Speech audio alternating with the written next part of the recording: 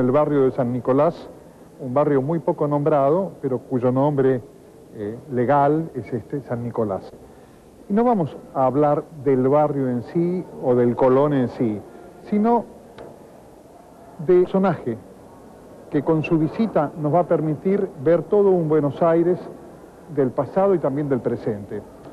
Uno bien podría ser un Buenos Aires de Eric Clapton, mostrando los lugares, el restaurante con la chica que él se enamoró en Recoleta, mostrando el Buenos Aires de Eva Perón, con todos los lugares en los cuales tuvo actuación la señora Perón, y habría infinitos Buenos Aires de diferentes personajes, el Buenos Aires de Federico García Lorca. Hoy tomamos el Buenos Aires de Václav Nijinsky, pero no va a ser un programa de ballet o un programa de danza o un programa del Teatro Colón. Podemos decir que el gran pretexto es este gran personaje que es Nijinsky. Pero la llegada de él ocurre en un momento histórico y político de la Argentina, 1913, que nos va a permitir vernos a nosotros mismos como éramos en ese momento, 80, 90 años atrás, ver el crecimiento de la ciudad. Si uno piensa que Buenos Aires tenía 1.500.000 habitantes en esta ciudad, la mitad de la que hay hoy, y si piensa que en 1916 llega Andrés Chazarreta al Teatro Politeama de Buenos Aires, en la calle Corrientes y Paraná, por Corrientes, a traer el folclore a la ciudad de Buenos Aires, porque los porteños ignoraban o ignorábamos lo que era el folclore. Chazarreta llega desde Santiago del Estero. Estos son dos puntas de un tema que tiene muchas más, por lo cual ver esta fantástica, esta novelesca vida de Nijinsky sirve primero para rendir homenaje al sentimiento, darle la razón al corazón y poner la cabeza para entender claramente errores, frustraciones y nuestra propia historia de la ciudad de Buenos Aires y también de los argentinos. Aquí comienza el programa.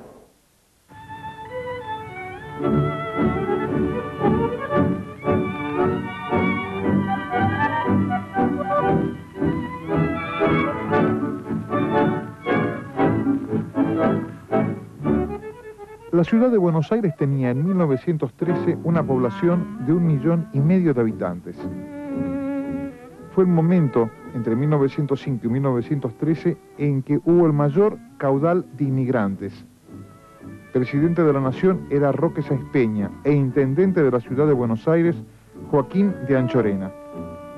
En esa cosmopolita Buenos Aires de 1913, en la primavera, llega a la ciudad de Buenos Aires la compañía de los ballets rusos que encabeza Nijinsky. Natalio Botana funda el mítico diario Crítica. En ese mismo año, Enrique del Valle y Berlucea es el primer legislador socialista que ingresa al Senado Nacional. El Teatro Colón se había inaugurado solamente 5 años atrás, 1908.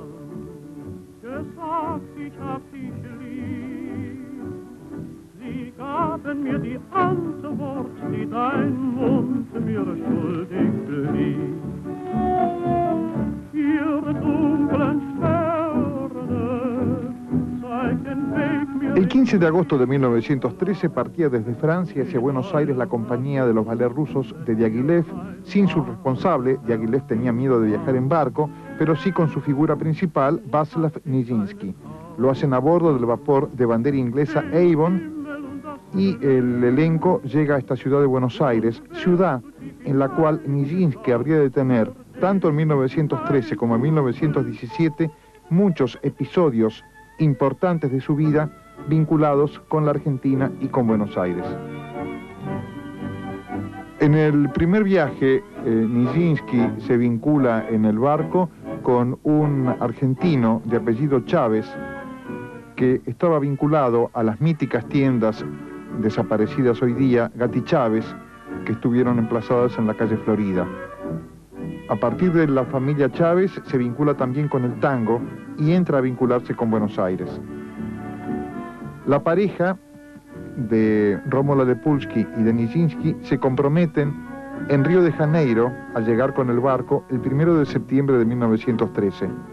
En ese barco, cargado de inmigrantes que venían a encarar su nueva vida en la Argentina, se une la alegría de este matrimonio, de este futuro matrimonio, que cuando llega a Buenos Aires se instala en el Hotel Majestic. Según los relatos de la esposa de Nijinsky, en ese momento su novia, había un gran departamento en el primer piso. Ella cuenta, mi cuarto quedaba en el tercero. La ciudad era interesante y contaba con un parque encantador, Palermo, con árboles y plantas extrañas. Chávez nos guiaba.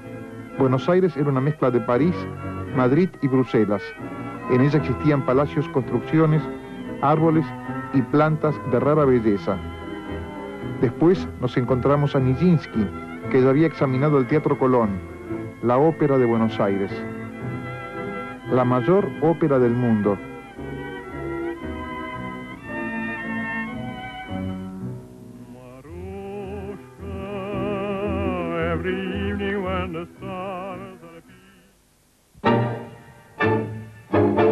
Laura, ¿qué significa Nijinsky en la danza?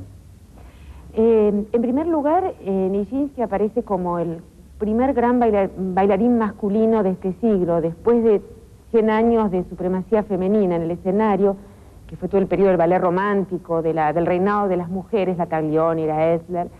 Nijinsky aparece como revalorizando el papel del hombre en el escenario, por las obras también que bailaban, eso significó un cambio en el repertorio. Curiosamente, este es solo un aspecto de la vida de Nijinsky, porque hay otro importantísimo, y es el hecho de que fue un gran coreógrafo, un coreógrafo con muy pocas obras, pero muy revolucionario. Él tiene 3 o 4 obras apenas. Vos sabés que cuando tenía poco más de 20 años comenzó su terrible inmersión en la locura, de la cual no salió, larguísimos años de internaciones psiquiátricas hasta su muerte, con lo cual su producción fue muy breve y en un breve lapso de su vida, y sin embargo es extraordinaria. Hay una obra de él, La Consolación de la Primavera, que estuvo casi 60 o 70 años enterrada, desaparecida, y que se reconstruyó, fue reconstruida por una coreógrafa norteamericana, y es una obra que yo tuve la suerte increíble de ver en Río de Janeiro hace 2 o 3 meses. Es una obra de una radicalidad absoluta respecto al ballet académico. Quiero decirte con esto que a pesar de que está muy asociada la figura de Nijinsky a la de bailarín, creo que es importantísimo subrayar que fue también un coreógrafo muy grande y sobre todo muy innovador, o tan grande como innovador, sería más justo decirlo. No era muy frecuente que vinieran figuras de ese peso a Buenos Aires en 1913. No, en absoluto, no. Vos sabés que yo en realidad no tengo muy presente qué obras trajeron los Ballets Russes cuando vinieron en 1913. No tuve tiempo de mirarlo antes de venir al programa. Pero ya los Ballets Russes, aún antes de que Nijinsky fuera su coreógrafo, o un coreógrafo propuesto por Diaghilev, ya su propuesta era muy de avanzada, dentro del marco del ballet académico. Después sus rupturas se fueron haciendo más acentuadas, con Nijinsky sobre todo, ¿no? Pero ese es el año del estreno de Consagración, precisamente. Ellos trajeron a Buenos Aires, creo, tengo la idea de que un programa más al gusto de un público como el que existía en Buenos Aires en ese momento. Deben haber traído, calculo yo, si no trajeron Sherezad, deben haber traído alguna obra en el estilo de Sherezad, muy vistosa, con un manejo del colorido y del lenguaje y del estilo y del carácter, evidentemente nuevo para lo que se veía en Buenos Aires, pero no creo que fuera un programa tan, digamos, tan innovador como los que estaban haciendo ya en Europa. Cuando se dice los ballets rusos se habla de una suerte de movida cultural donde entraba música, pintura y muchas artes. Sí, en realidad era básicamente una compañía de danza, pero tenía su director empresario, que era Sergei Diaghilev, que aunque no era ni coreógrafo, ni músico, ni pintor, era un hombre de un espíritu extraordinariamente amplio, un hombre de una cultura y una visión muy grande. Entonces lo que él hizo fue generar desde los Ballets Russes un fenómeno de la danza que incluía nombres calificadísimos en la música y en la escenografía y en el vestuario. Digamos, no es que incorporaba la plástica, sino que, por ejemplo, Picasso diseñó vestuarios para los Ballets Russes, Braque diseñó vestuarios para los Ballets Russes, Deren, en fin, una cantidad de nombres, y lo mismo en la música, ¿no? Stravinsky colaboró muchísimo con los Ballets Russes. O sea que fue un fenómeno de danza, pero que, digamos, atrajo y concitó figuras relevantísimas en otras áreas que fueron, digamos, fueron colaboradores importantísimos, ¿no? ¿Fue importante esa semilla Nijinsky Ballet Rusos en 1913 para el futuro de la danza en la Argentina? Sí, sí, fue muy importante, pero ¿sabés qué es curioso, no? Abarcó en realidad el primer periodo, digamos, creo que te podría decir las primeras 3 décadas de la historia del ballet del Colón, ¿no? Porque prácticamente te diría que todos los coreógrafos que trabajaron para los ballets rusos, que no fueron muchos, digamos, fue, bueno, Nijinsky, la Nijinska, su hermana, que fue una talentosísima coreógrafa, Massin después, Balanchine, Fokine, desde luego, trabajaron en la primera etapa de los ballets rusos. Eso fue como una visión muy, muy inteligente de los primeros directores del Ballet del Colón, que se ve que ellos mismos se sintieron muy impactados por la presencia de los ballets rusos en Buenos Aires. Y eso marcó una etapa de cierta extensión en la historia del Ballet del Colón, pero que después no tuvo la suficiente continuidad. Es más, todo ese repertorio se perdió, no existe más en el repertorio del Ballet del Colón, de aquella época me refiero. Y en cuanto a vocación por el arte de aprender y de ser bailarines de la gente... Me resulta, digamos, eso me resulta a mí difícil medirlo, digamos, eso quizás podría contestarlo a alguien que esté más cerca de esa historia primera, no tanto del Ballet del Colón, sino de la danza en Buenos Aires, ¿no? Digamos, cuánta gente que estudiaba danza, que tampoco era mucha, ¿no? Me imagino yo, calculo o deduzco, venía a las funciones del Colón, vio a los ballets rusos y eso, digamos, detonó un interés y un acercamiento a la danza. Digamos, sería un poco irresponsable de mi parte contestarlo con mucha precisión. Yo creo que en realidad se me ocurre que el público que venía a las funciones del Colón, porque vinieron en 1913 y en 1917, ¿no? Se me ocurre que era un público más bien sofisticado. No creo que fuera tanto ese público que muchos años después llenaba las funciones más populares del Teatro Colón, supongo yo en la década del 50, del 60, que fue una época como más de oro en otro sentido, ¿no? De un ballet mucho más cercano a la gente de Buenos Aires, ¿no? No sé si detonó vocaciones, porque además no hubo tampoco muchos coreógrafos argentinos en esa primera etapa, ¿no? En estos 30 años, digamos. Había mucha presencia, sí hubo, pero la presencia fuerte era la de coreógrafos traídos de Europa y que en realidad eran gente que había pertenecido a la compañía de Diaghilev, ¿no? Cuya impronta se encuentra en Buenos Aires y en realidad en todo el mundo, ¿no? Esta es un poco la verdad de la cuestión.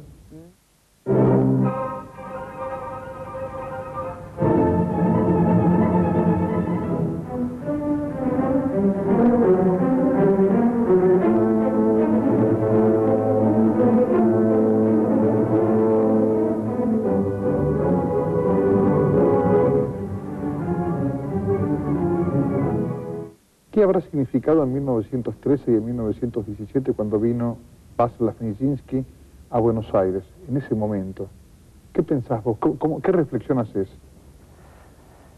Bueno, yo creo principalmente que en esa época la ciudad de Buenos Aires y la Argentina en general era uno de los países más ricos del mundo, el cual se podía decir que tenía un nivel cultural muy, muy alto. Y que bueno, que obviamente la llegada de Václav Nijinsky fue para Buenos Aires la llegada como, no sé, como hoy día puede ser, no sé, la de quizás aún más que la de Plácido Domingo. Culturalmente creo que significó el comienzo de una gran tradición de ballet que después quedó en la Argentina. Y obviamente, bueno, el placer también de decir, bueno, sí, está bien, Václav Nijinsky se casó en Buenos Aires. Václav Nijinsky tuvo el primer ataque de locura en Buenos Aires, lo que se llamó de locura. O sea que la vida de Václav Nijinsky quizás tuvo el gran cambio en Buenos Aires. Y esto para mí no es casual. Las cosas para mí no son casuales en la vida, son siempre causales, ¿no? Todo tiene un porqué. También aquí se enteró de la revolución en Rusia, ¿no? Que pasó a ser la Unión Soviética después, y que bueno, que aquí él ha bailado en este teatro donde estamos sentados, en el Teatro Colón, y ha trabajado en la Rotonda, donde trabajamos hoy todavía, Son cosas, bueno, que quedan como el espíritu, que queda como la energía de estas personas que nos han dejado una gran herencia en la danza, ¿no? Cuando vos me decís que a partir de Nijinsky se creó una tradición, ¿es tan así esto? ¿Qué quiere decir? Para que no sea un sobreentendido. Sí, yo creo que a partir de Nijinsky, ya cuando Nijinsky vino la primera vez, ya quedó alguna gente. Por ejemplo, aquí vinieron con los ballets russes, vino Smegulnes, por ejemplo, y después se quedó. Y fundó prácticamente la Escuela del Teatro Colón. Luego ella se retiró, se fue a su tierra natal, a Milán, a la Scala de Milán, donde terminó como directora de la escuela su carrera y bueno, falleció. Y a partir de ahí, bueno, han quedado grandísimos maestros, Caterina de Galanta, maestros que la misma hermana de Nijinsky ha estado aquí en Buenos Aires muchísimo tiempo. Y eso creo que, bueno, que fue lo que a nosotros nos dejó, digamos, la tradición del ballet ruso, la tradición de los ballets de Rusia en ese momento, que eran los mejores del mundo, ¿no?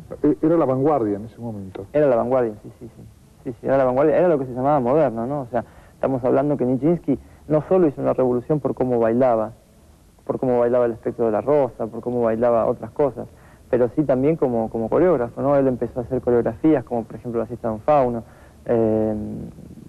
juegos, que en este ballet por ejemplo tiene los tres, son dos mujeres y un hombre que lo interpretaba él, que juegan al tenis, y tiene movimientos del juego de tenis, por eso se llama juegos, y tiene toda una trama muy especial con respecto al amor, con respecto a la bigamia quizás, o a dos aspectos del amor diferentes. Y después, por ejemplo, cuando hizo la consagración de la primavera, que bueno, que la estrenó en París y fue abuchada, ¿no? Por obviamente los movimientos y las cosas que tenía, también la siesta de un fauno, que esa fue peor todavía, porque hoy en día nosotros miramos la siesta de un fauno y vemos a alguien que quizás como animal que está interpretando se excita con el chal de una mujer, porque tiene el perfume, pero en esa época, bueno, excitarse, él casi tenía una masturbación prácticamente en el escenario y esto era escandalizante. Entonces, bueno, la gente no lo aceptó en ese momento, pero bueno, hoy con los años lo vemos que es una maravilla, es una obra de arte. ¿Cambió la profesión del bailarín en el teatro desde 1913 al día de hoy? ¿Es fácil ser Nijinsky o Nijinsky hoy no sería tanto? No. Ser Nijinsky, no. Para ser Nijinsky hay que ser muy especial. El único, yo creo, que ha logrado llegar a ese nivel de magia en el escenario fue Nureyev. Yo creo que fueron los únicos dos que realmente han tenido esa magia, digamos, que salen al escenario, que tienen ese carisma y ese gancho con el público que ya sin bailar vale la pena pagar la entrada para verlos, nada más. Y que bueno, que obviamente tengan el genio de poder interpretar absolutamente todos los roles y que tengan el genio también de poder bailarlos bien técnicamente.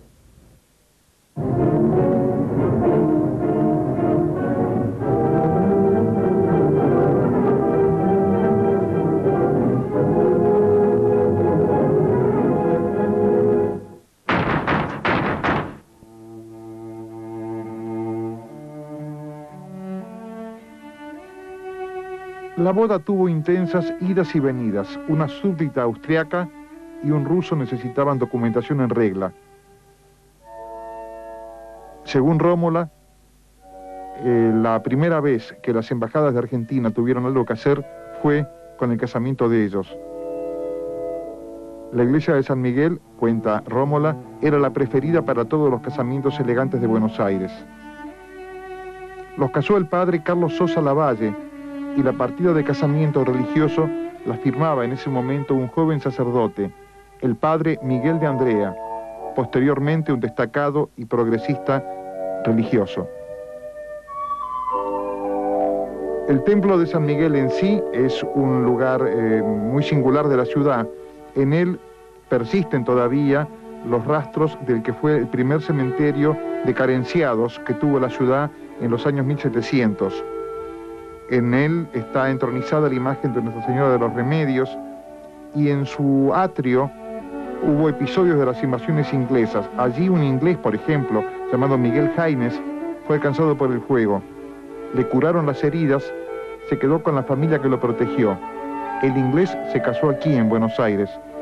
Una de sus hijas fue esposa del poeta Carlos Guido y Hispano.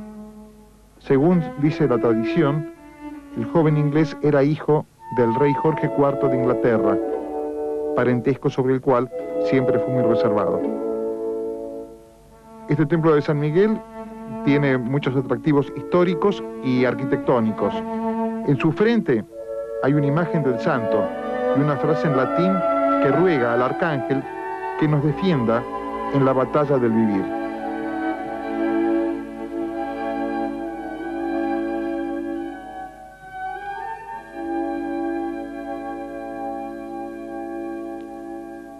La noche siguiente del casamiento, todo Buenos Aires asistió al Colón para ver juntos a la pareja de recién casados.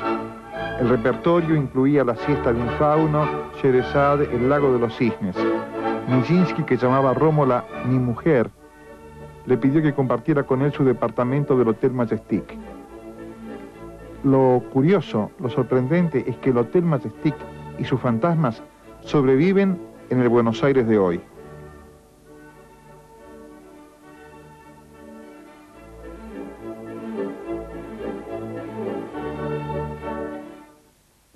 ¿Qué tipo de museo es este? Bueno, este museo ya tiene unos años, de 1974, el 14 de marzo se fundó. Es estrictamente tributario, es decir, que aquí conservamos, investigamos y queremos toda la historia tributaria argentina.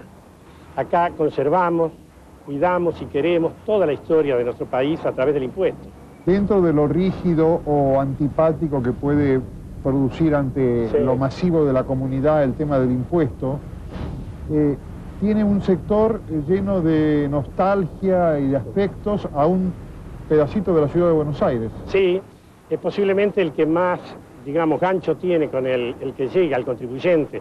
En las notas que nos dejan en el libro de honor, nos dicen que viene un aspecto humano, lindo, romántico, de lo que es el tributo, que el tributo también puede dar eso. Y se trata de lo que usted dice, de la sala Majestic Hotel, como le llamamos, la sala Majestic, en donde hemos reunido con bastante sacrificio, porque parecería que aquí en Argentina todo lo viejo se destruye, hemos podido rescatar un poquitito de ese inolvidable hotel de la década del 10 y parte del 20, ¿no? Que fue el Majestic.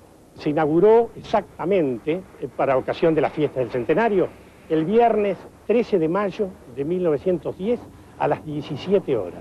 Ese día abrió sus puertas el Majestic, no para el público en general, sino exclusivamente para las delegaciones que venían a nuestro país invitadas para el centenario, ¿no? Hay dentro del Majestic un sector vinculado a Nijinsky.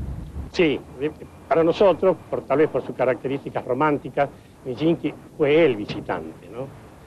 Y se hospedó en este hotel a partir del viernes 5 de septiembre de 1913 y ocupó la suite más linda del hotel, la suite encantadora por su artesanado, es una belleza, aún, así que imagínense en esa época, del primer piso.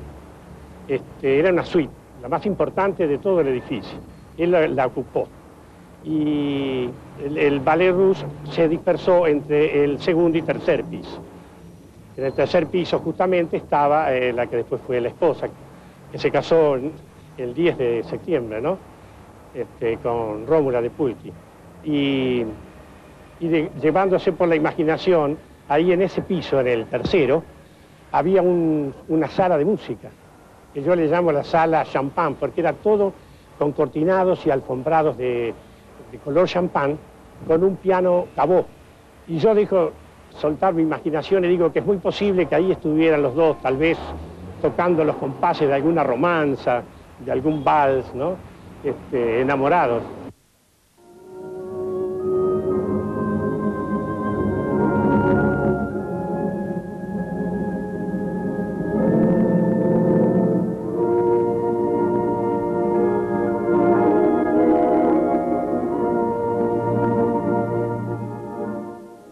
¿En qué momento la DGI se posesiona de este edificio?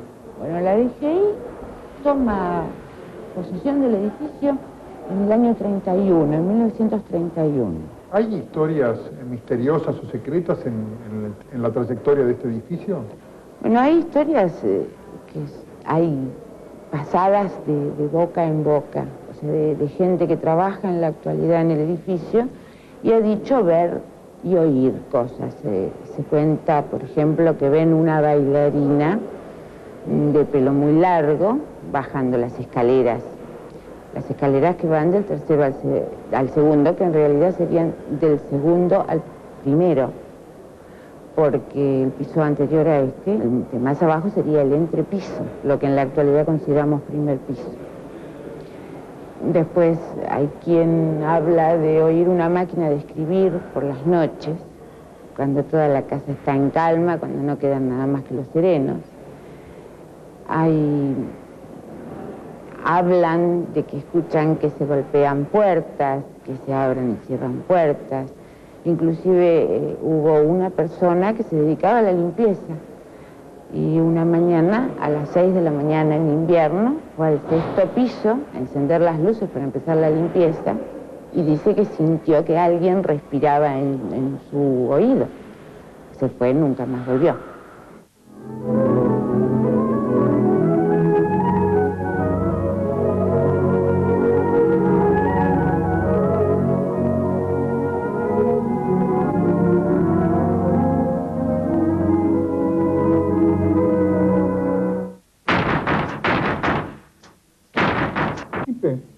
¿Cómo es esta historia tuya que te vincula con Nijinsky, la Argentina y el mundo?